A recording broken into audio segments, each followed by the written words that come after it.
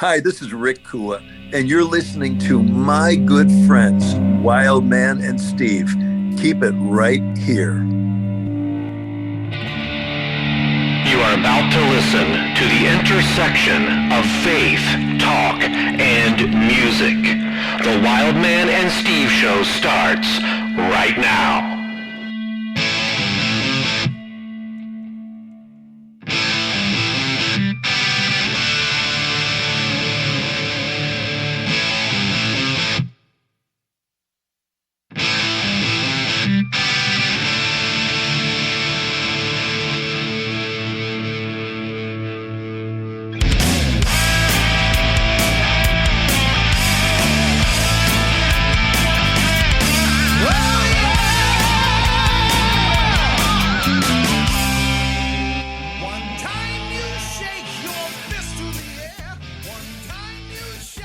So, Steve, I know it's not January 1st, and I know it's not New Year's resolution time or anything like that.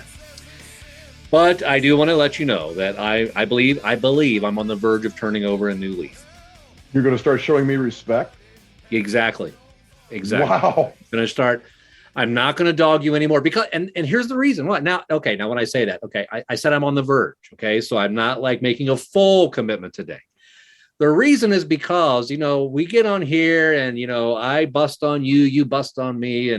And what was it? Just 2-3 weeks ago, John Schlitt came to your defense in my presence when he's like my hero. Well, he did. Yes. John Schlitt of Petra. Yes. Came to my defense. Yes. Yeah. So something happened recently, Steve, that you aren't even aware of this story. I'm just going to fill you in. I'm going to fill our listeners in on this. And I know this is going to be bad because this is going to be all on me and it's going to make you look great. So as you know, I was at a concert recently and I was able to get in because of being on the Wild Man and Steve show. I was able to get the press pass and go in, and I was able to be with the artists, get my picture taken with them, talking with them. I'm not going to mention the artist's name, but the one artist, he talked to me about our show, talked to me about what we talked about last time, and made a couple jokes so that he could remember that what happened.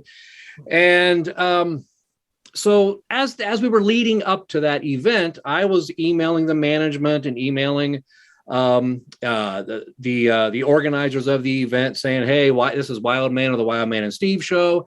Could I get in to do an interview? And they were like, yeah, sure, that would be great. And they scheduled it, so going back and forth and back and forth and back and forth. So I walk in early, the press pass, everything, go backstage. I get everything, even have my boys with me. They get the picture taken with the artist. It's great. So I get back, and after all of that's done, it's all done. You weren't able to be with me. I understand you were in a complete other state. So I emailed management back. Mm-hmm. And I said, hey, thank you. That was great. It was a great opportunity. Oh, and by the way, the artist asked me this one question. Could you please pass this along to them? It was a tongue-in-cheek joke. I don't want to say what it was. It was a tongue-in-cheek joke. And they respond.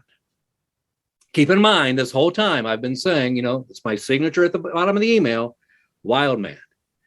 So they respond and they say, love it. Thanks, Steve.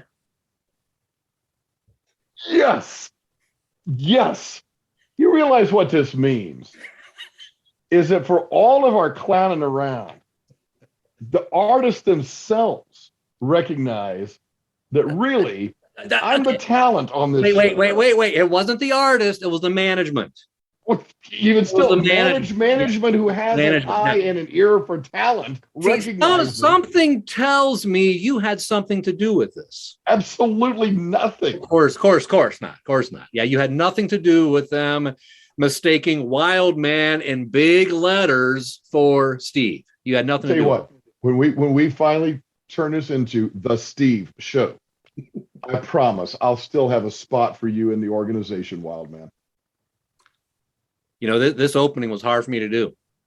This was difficult because every opening we ask our listeners to rate it. And so I thought, you know what? Instead of the typical body slam of Steve, I'm going to give in and I'm going to talk about as a victory that Steve had. But, a victory does not give you the war. Okay. So, ladies and gentlemen, please go to Twitter right now, hashtag Wildman and Steve, hashtag, and rate that opening. Number 1 being the best, number 10 being the best. Actually, for this one, I'm going to say number 1 being the worst and number 10 being the worst. So rate this from worst to worst. Okay. I give this 2 enthusiastic thumbs up. You know, your humility is just showing through so much. You know, this is just yeah. Thanks, Steve. It's like, what is that? But, you know, I think I'll say this, then we'll move on. I think the biggest reason why that happened is because they probably think it's not possible to talk directly to Wildman. You know, he probably needs an assistant. You know, he probably needs an assistant to talk, you know, and you know, because, you know, we've already talked about this. How many times when we're at a booth at our event where we're doing interviews and the big signs there, Wildman and Steve show, they never come in asking who Steve is. They always ask who's the Wildman. You know, that's what they always want to know, right? Well, so it's because everybody knows who Steve is. Yeah. And those who do know have told me about what that's like. Hey, Steve, I'm on a mission. Oh, really? Yeah, I am determined, mind you, to make you a pet head. You mentioned before that since the Wildman and Steve show began, you have grown as a Petra fan. Am I right? You're right, but I'm still not as obsessed as you are. Well, let me ask you this. What do you think it would take to get you there?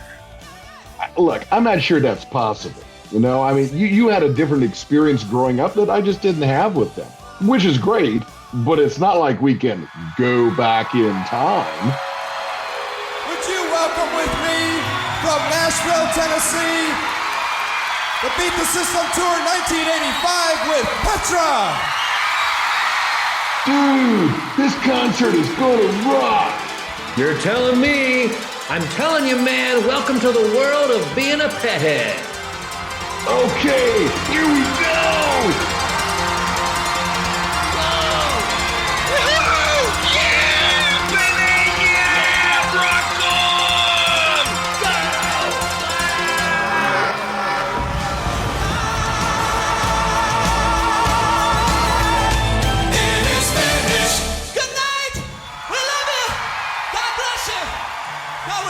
Man, after that concert, one thing is for sure. I am definitely a pet head.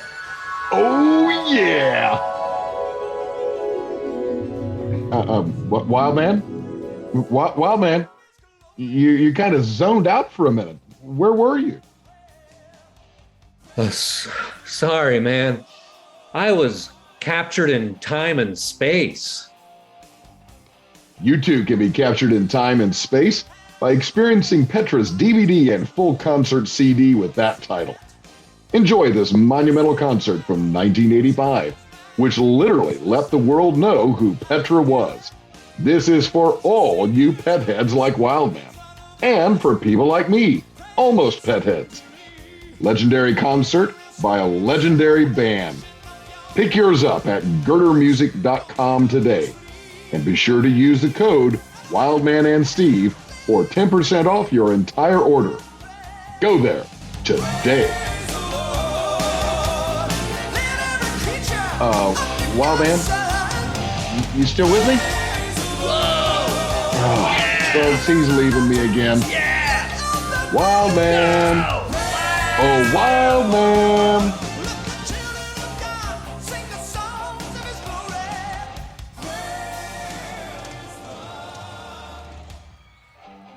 Anyhow, thank you, ladies and gentlemen, for staying with us during that opening. We want to thank our guests for staying with us during that opening. But now here is the part of the show where I turn it over to Latin teacher, heavy metal, and rock enthusiast, Mr. Steve Perkins, who is known to all as Mr. Segway. And he's going to give us a great segue for our guest tonight. I'm looking forward to this. As usual, we have an amazing guest with us tonight. Well, you know, Wildman, we've talked how we cover so much material, so much ground on this show. Obviously, rock and roll and so forth, but we have talked theology on this show. We have talked hardcore, straight up Bible on this show. We even had Mark Middleberg one of the leading apologists, Christian apologists in the world. And so I had a thought. If we could really focus on apologetics, it just strikes me that in today's world, the importance of apologetics, and I'm just going to throw an idea out at you. What if we could find a way to take, just bear with me here, maybe some classic rock songs, right? Songs that everybody knows, Christian and non-Christian alike. This is part of the popular consciousness, right? Take some of those classic Christian rock songs and tweak the lyrics maybe in such a way that it would communicate biblical truth, biblical stories, as a part of an overall apologetics sort of program or idea. What would you think about that? Well, my first thought is that the best you could come up with for a segue for tonight? I thought it was outstanding. I'm sure you did. Ladies and gentlemen, he just segued, introduced John Jackson from the band Apologetix. John, how are you doing? And welcome to the program. And thank you for staying with us during that opening. Well, thank you, Steve. And what's the other guy's name? Yes. You could call me Jay, though. Everybody calls me Jay. John is my name, but everybody who knows the band just calls me Jay. So I let my friends call me Jay, so you guys could be my friends. Oh, Jay, thank you. Appreciate that so much, man. We Good to have you on the show.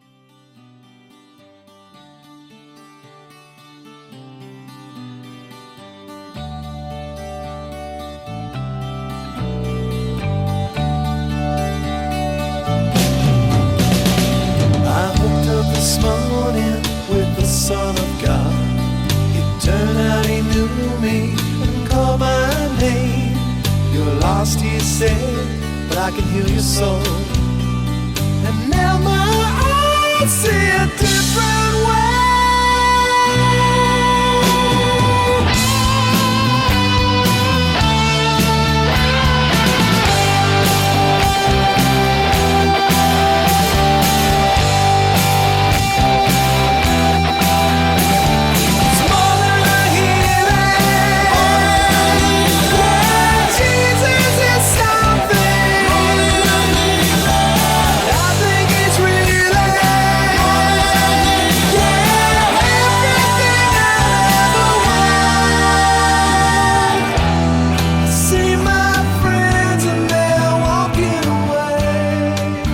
We are very honored to have you. And so if we could just begin with, we always want to get into the background. Our listeners are interested in that. So if you could just start telling us what got you started into music in general in the first place.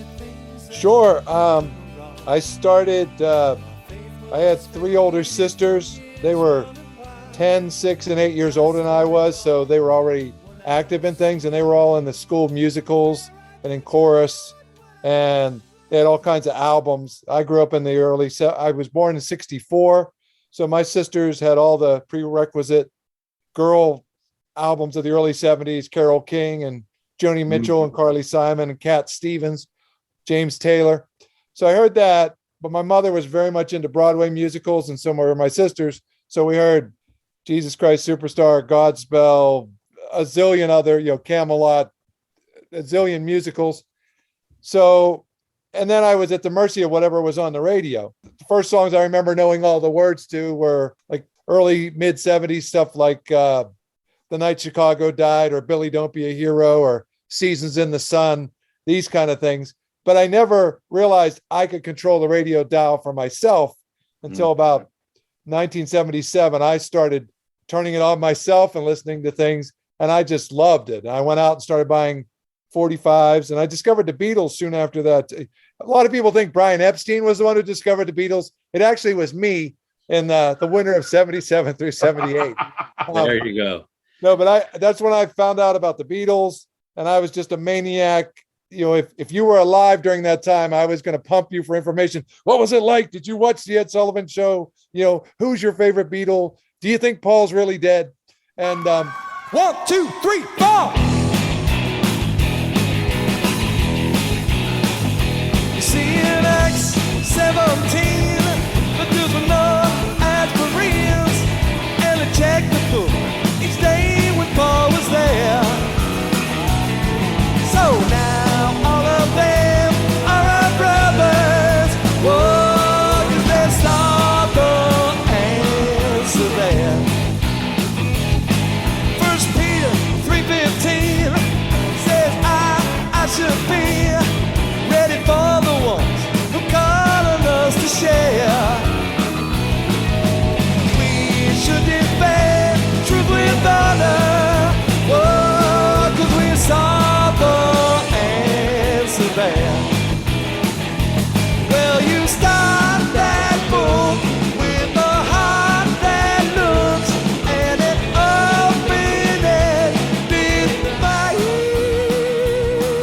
got into all the 60s rock stuff and the 70s rock stuff, and I lived through the 80s because that was my high school was late 70s, early 80s, and then college.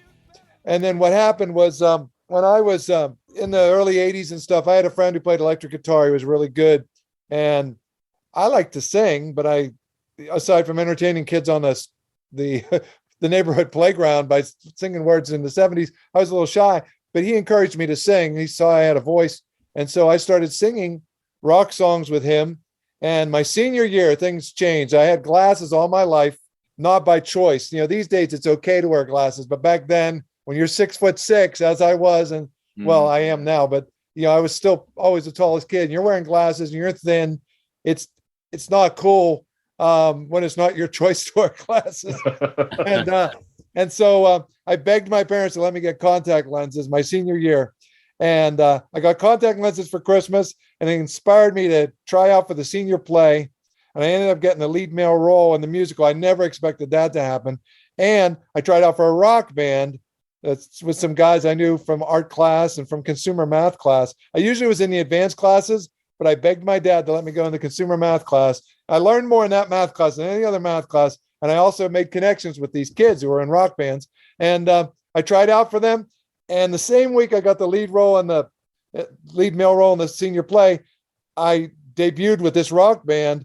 And there was this coffee house, like everybody in the school was there. And I used to have a tape of it. And it was just a perfect storm. Like the girls went crazy. This tape sounds like the Beatles at the Hollywood Bowl. You can't hear anything, which is probably a good thing, but you could just hear screaming girls. And I just loved it. This is incredible. And so I had like a couple months to enjoy that before I had to start all over again in college and work my way up. But that gave me a taste for it. Boy, I love this. And so I started being in bands and stuff. So that's how I got started.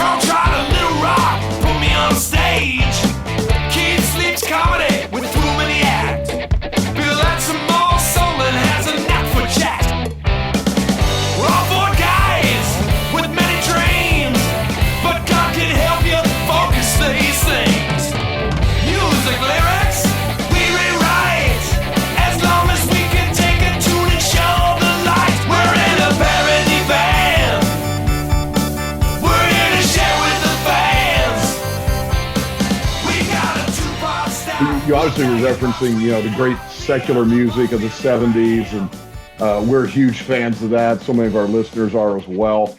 Was there a point where you were ever into any of the Jesus music? And I'm particularly using that term because we had Josh Walsh, one of the producers of that movie that came out in 2021. We had him on the show. And obviously really paralleling right in that same time, all the great music was coming out. You did start having the great the bands and solo artists in the Christian genre as well. Did you ever get into any of that? Well, just like I discovered the Beatles about 10 to 14 years later, I discovered Jesus music about 10 to 14 years later. I had a cousin who was, I was born and raised Catholic, went to 12 years of Catholic school, but I had a cousin who became a born again Christian. And we went to her wedding in the late 70s, I guess, mid to late 70s. And it left a real powerful impact on me because these people seemed really serious. They were so nice, okay? But I was still a little freaked out by them, but they were so serious about their faith. And I found that very attractive, okay? Now, the closest thing I came to Jesus music in the 70s was like Godspell and Jesus Christ Superstar, or Sister Janet Mead, The Lord's Prayer, the Our Father rock version, or Oh Happy Day by the Edwin Hawkins singers. But when I became a born again Christian, in early 1988, I embraced all that. I found out all that stuff. So I really got into Larry Norman, Keith Green, Don Francisco, and then some of the later stuff too, like Steve Taylor. A lot of those people. I just became a huge fan of that. And so yeah, I love that Jesus music, especially Keith Green and Petra, of course, too. Both, the Greg X Volts edition and the John Schlitt edition. And it was really weird the way it happened, though, because I had an immense record collection. I had, people will talk about having hundreds. I literally had hundreds and hundreds and hundreds of albums and cassettes and 45s. I used to collect every song that hit number one, and then every song that hit number two, and every song that hit number three. I was just at the mercy of these songs I didn't even like, but I was a megalomaniac, of music. And then I would have, I have it on album. Now I have it on CD. I might have it on 8-track. I have it on cassette. The same album, it's just, and I remember 1987, two significant things happened. This is a year before I became a born-again Christian, but I was driving down the road one day and I heard that still small voice, not an audible voice, but something inside of me said, start reading the Bible. It's true. I was a year out of college and I thought, okay, I'll start reading it. And I liked it. I started reading one of those old Good News for Modern Man Bibles from the late 60s, early 70s with the stick man drawings in them. And, Sure. and I really liked it, except for some of the things where Jesus would say, if your eye causes you to sin, pluck it out. If your hand causes you to sin, cut off. I'm thinking, there's not going to be nothing left of me to get to heaven. I'll be like an amoeba. There's a molecule of me left. But I really liked it. And another significant thing that happened was I started thinking, growing up Catholic originally, I took Lent very seriously. And I remember thinking, could you give up buying your records for 40 days and not go back and buy the ones you missed? Could you do that? And I thought, I don't think I could. And it really disturbed me that was more important to me than God. Because even though I was not a professing born-again Christian, I still had a conscience and I still wanted to please God. As I got into college, you put them on the back burner and stuff, and like, I kind of hoped there was no God when it was Saturday night and hoped there was a God most of the other times, you know what I'm saying? But it really disturbed me. And I started, and I also went to one of my high school reunions and I brought a girl back to my apartment, nothing bad or anything. And she saw my albums and usually people were impressed. And she said, oh, wow, you got a lot of albums. And out of my mouth, for some reason, I said, well, I'm thinking about getting rid of some of them. And she said, oh, don't do that. I had a friend who had a religious experience. And he sold all his albums. And I never heard myself say that, but I started gradually getting rid of my records, initially to just buy CDs, because I envied people with small record collections. And so I would trade them in at this place, like one CD for 10 albums, They thought, well, I'll just have the best of the best. Next thing I know, I have like 100 CDs and I don't even have a CD player. But the more I gave away, you start with well, I can afford this to get rid of this and this. The more I gave away, the more like I felt freed of these possessions. I mean, I really, I wasn't planning to live a monastic life or anything, and I wasn't even a professing born again Christian, but it cleared my mind up a lot.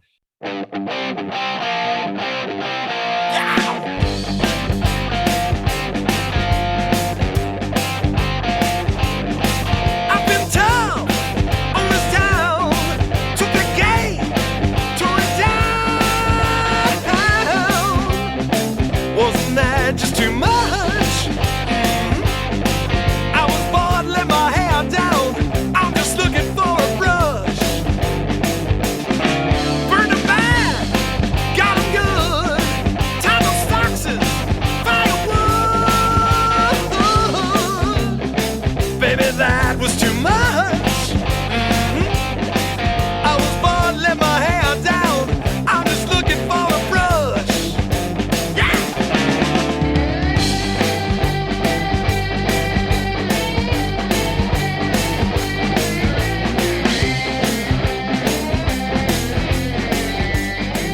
I mean, I was a little kid. I'm watching Rex Humbard, the evangelist.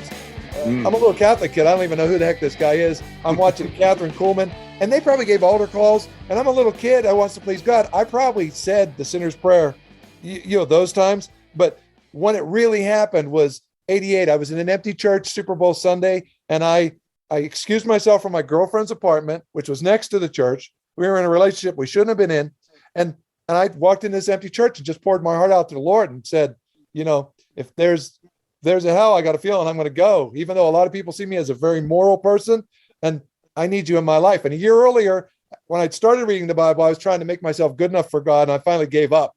tried to resist all temptation, tried to find people who I thought would encourage me. They didn't. Now, this year later, I came to God on his terms, not really knowing what's going on. And I just asked him to come into my life. And I didn't realize what a cataclysmic thing I had just done. But I went, and in the course of the next week or two, I started reading the Bible again. And it was like a different book to me. It was like, the veil had come off of my eyes. I didn't know what was going on. I read the Hal Lindsey book, Late Great Planet Earth. Sure, remember that one. Yeah, which is a surprisingly evangelical book. I read it because of fascination with end time stuff. I was reading Carl Sagan's Cosmos at the time and other things. But I read it and it was like, wow. And I started reading the Bible again. I thought, boy, this really messed up your life a year ago. Are you sure you want to do this? But it was like a totally different book. And I ended up getting rid of like all my music. And I was totally happy. And I was seeking out this Christian music you were asking me about. And it was funny. A friend of mine gave me a few albums. It's a person I worked with, and I knew he was a Christian. And so he gave me Benny Hester, one of his albums, and maybe a Keith Green album. But one of the albums he gave me was Bob Dylan's Saved. And it was funny because I used to have that album. I like Bob Dylan. And I had to have everything Bob Dylan made, but I wouldn't listen to his Christian albums because it was freaking me out.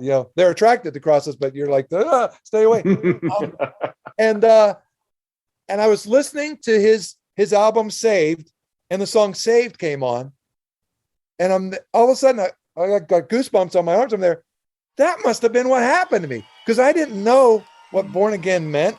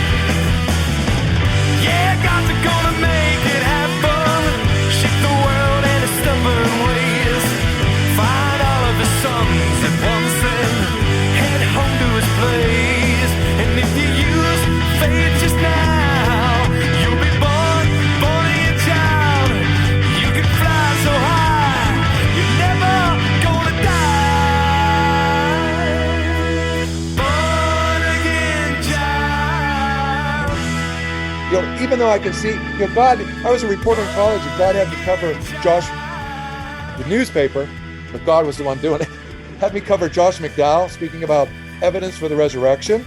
I wasn't threatened by it. I wasn't converted by it, but I was fascinated by it. I could show you a zillion things that God did along the way. So when all this came together, I didn't know what to call it, but I'm listening to that Bob Dylan song Saved, and I'm there. That must be what they're talking about. And the next thing you know, God just put all kinds of other people my age at the time who were fired up for the Lord. And we just started feeding off each other's hunger. I started reading the Bible. I read it the whole way through. Then I read it again and again and again. And I don't think I've missed a day since. And I'm not bragging. I need to read it every single day. But I try to read it through at least once a year. And that was, 30 some years ago. And I just listened to the Bible on tape. I was just immersing myself in that. And I was trying to be prepared in case God ever... Does he want me to be a missionary? I don't want to be a missionary, but maybe he does. So I better get rid of all my records. I gotta be ready to move. Well, yeah. As you describe that, what's interesting to us and anybody who's listening to the show who knows Apologetics is going to hear the two streams that clearly come together in what Apologetics was. So you've got all the musical influence, secular or whatever, you've got all the music, your love for it, obviously your deep love for music and your ability to play it, but then also your faith, being on fire for the Lord, drawn deeply to Scripture, the stories of Scripture, and just seeing that come together into this thing that became Apologetics. So, we were talking before the start of the show, and I said, man, there's just so many things I'd love to get into. And we may not be able to get into everything in this particular interview. May need to have you back another time.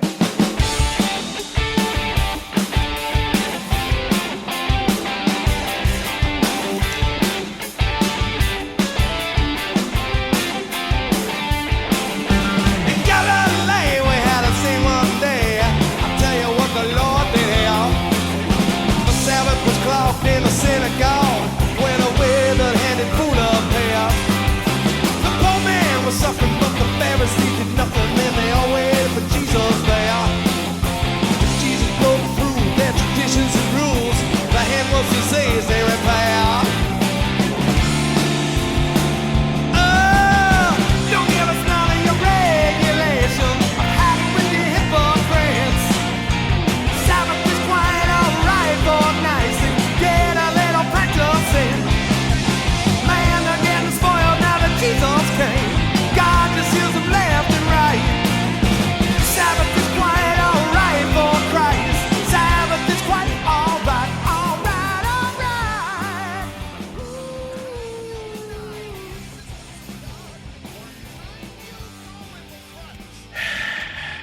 Wild man? Hey man, what's wrong? Well, it's kind of hard to say. You know I'm a Petra fan, right? Of course. Who doesn't know that? But what's wrong? Well, I think I'm going through withdrawal. Withdrawal? Yes, it's hard to explain, but I miss the days of Petra concerts, Petra CDs, Petra albums. I would just love to have those days back. You know, you can. What? Sure. I mean, even as we speak, Girder Records is having a sale on classic remastered Petra CDs and albums. What? Yeah. Dude, I'm looking at it right now on girdermusic.com. What? Yeah, dude. Right here, it says they're selling remastered Petra albums.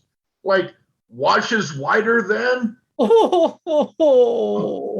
Not of This World? Oh. Never Say Die? Never Say Die. Oh, my goodness. Back to the Street and On Fire? You've got to be kidding. You got to be kidding me. Man, they even have John Schlitt's new band, the Union of Sinners and Saints. What was that? Push the button. Wait a minute. You want me to what? Push the buy button now. You know, I understand what you're saying, but push the buy button now. I'm trying. Push it now. Push the buy button now. Now. Okay. Wild man, just calm down a bit. Calm down. How do you expect me to calm down? How in the world do you expect me to calm down?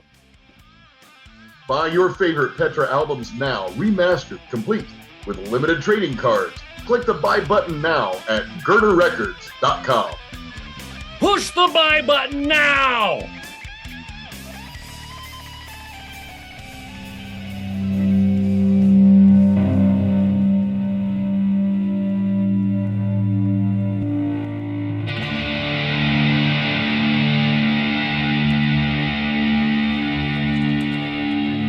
Next week, the boys return with Jay Jackson from Apologetix.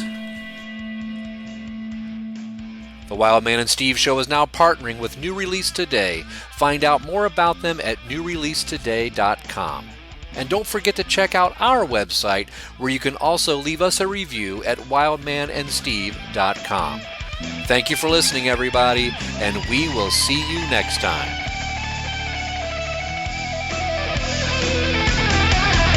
Hell is no party, hell is no fun. Face the maker in the crowd of one. Hell is no party. That sounds like rock and roll to me.